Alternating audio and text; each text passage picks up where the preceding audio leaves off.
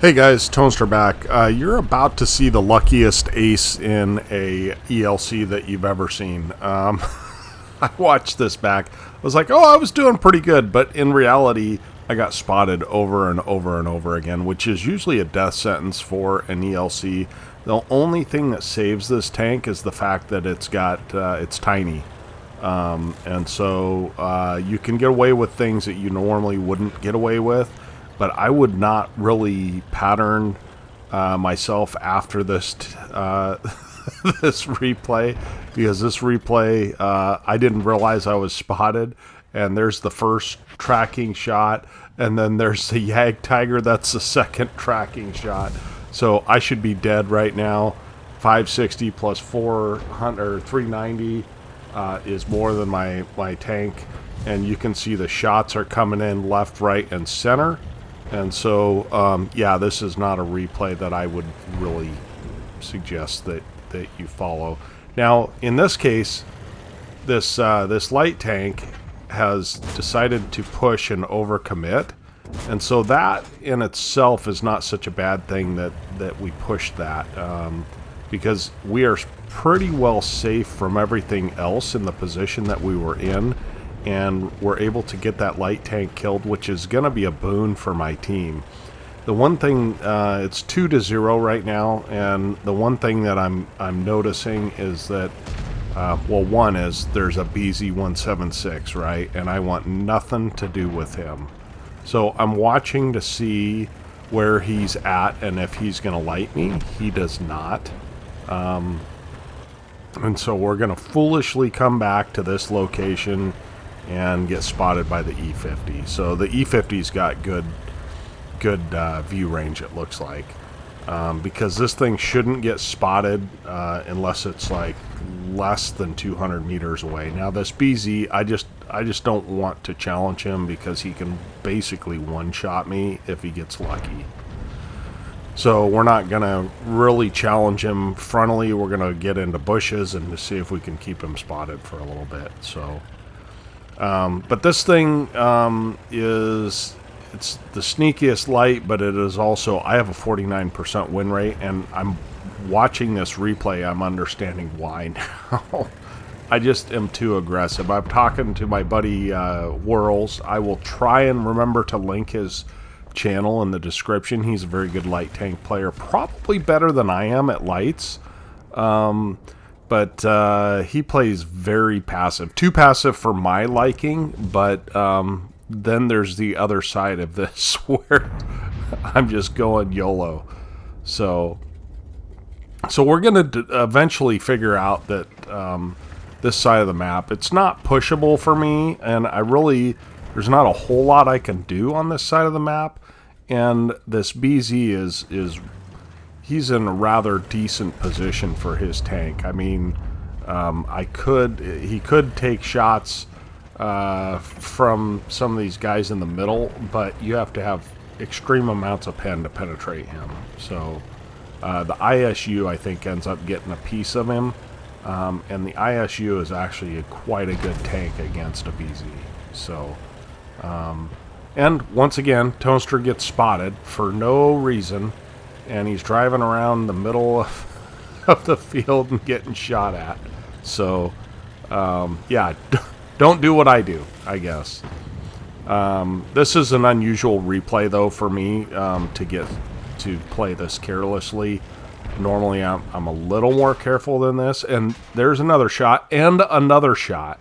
So we've eaten 4 or 5 shots, and we finally take damage into the tracks.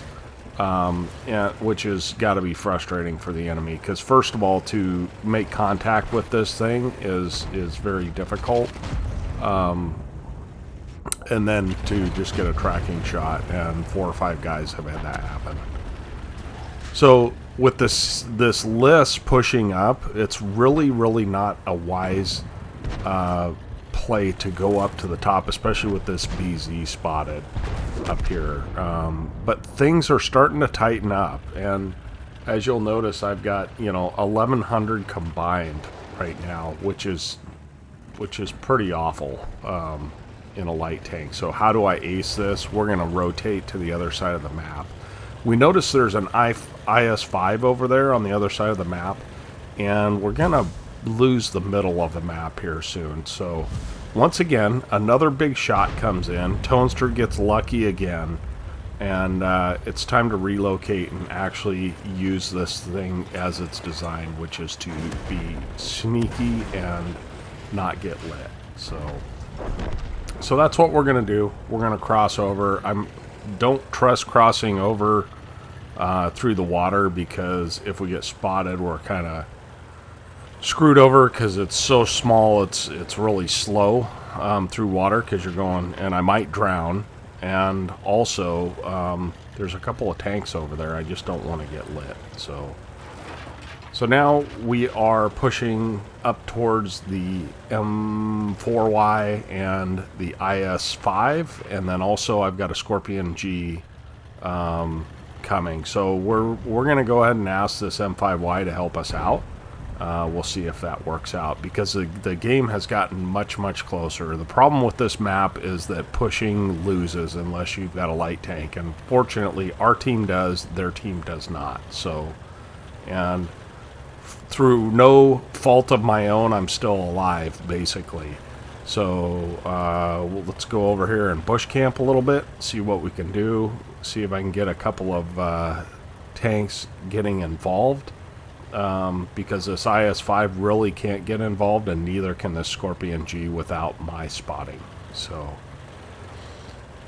we're far enough away from the ship tick, or the Shrek tank, or whatever you want to call it, that he is not going to spot us. So that's the beauty of this tank. You know, 200 to 300 meters.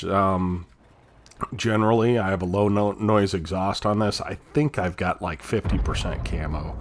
And so we've got CBS as well, which means that the ship tick is going to take damage. Unfortunately, he doesn't quite tick out. And so we still have him spotted, but I really am trying to push things forward, basically, for my team. So we're going to back off just a little bit, because we know that he didn't spot us, and then we're going to kind of circle around and try and get in a position that we can spot him again, and hopefully spot the campers that are in the very back. So that's the idea here. Nothing fancy. Should have done this basically the entire game. We did not. And now I'm crossing, and I know that I'm probably going to get lit, but I don't care, because I'm crossing across, and it's very unlikely for me to get lit. So this Yag Tiger is going to gift us some damage as well, because he is caught in the wide open. I'm not sure why he went this direction, but he did. And our gold rounds can go through the side of that all day long. So now we've got him lit. We've also got the CS list lit, and we're just playing Bush Mechanics 101 here.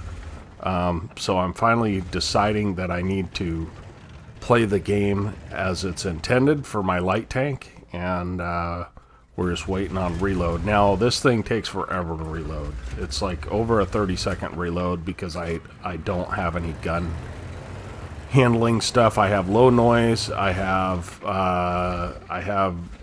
optics, and what's my third slot?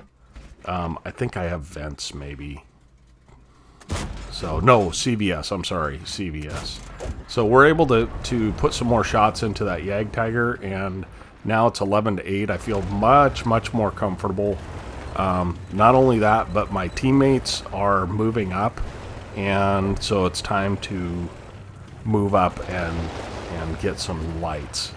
What I should have done is waited for these guys to come help me.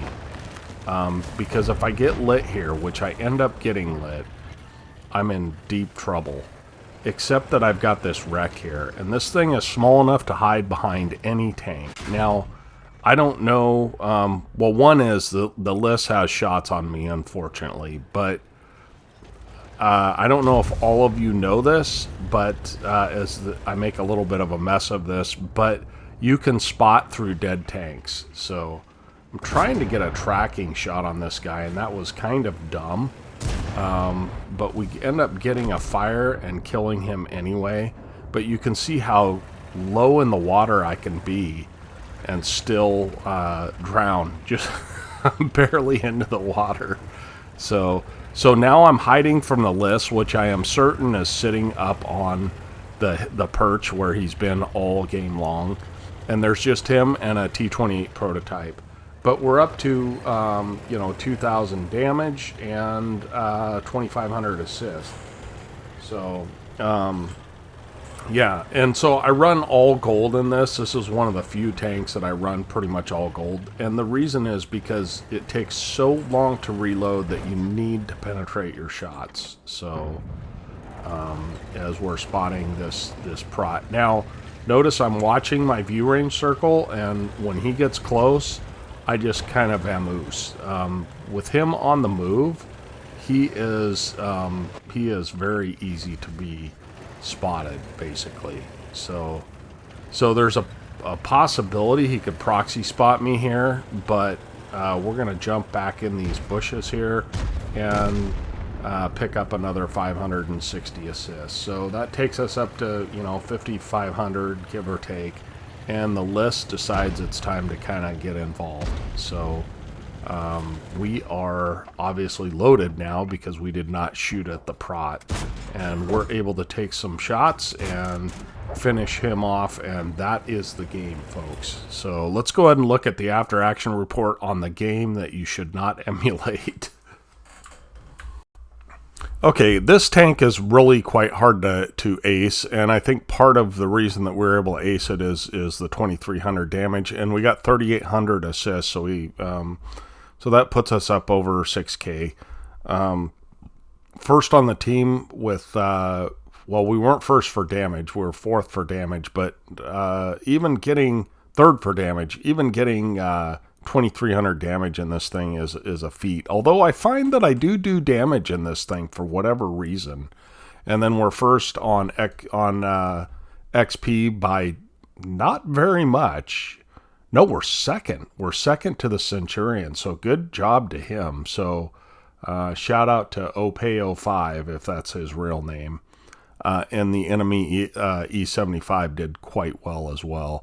I looked up this guy that has the BZ176, and he's actually quite a good player, 58% player. So I was happy we were able to take him out. I think that belongs to the ISU 152K was instrumental in that. So we hit 11 out of 11 shots and penned all of them because you can kind of pick and choose your shots when you're in an ELC.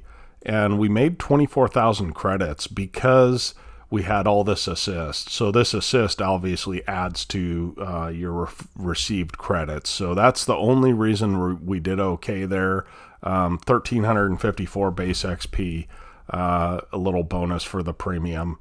And so almost 1,500 XP for the crew. So I don't watch replays of mine that I suggest you not follow very often, but again, this is one of them. Do not do what I do. Do something better. Be a better player than I was in that game. So thanks for watching. We'll catch you next time. Toaster out.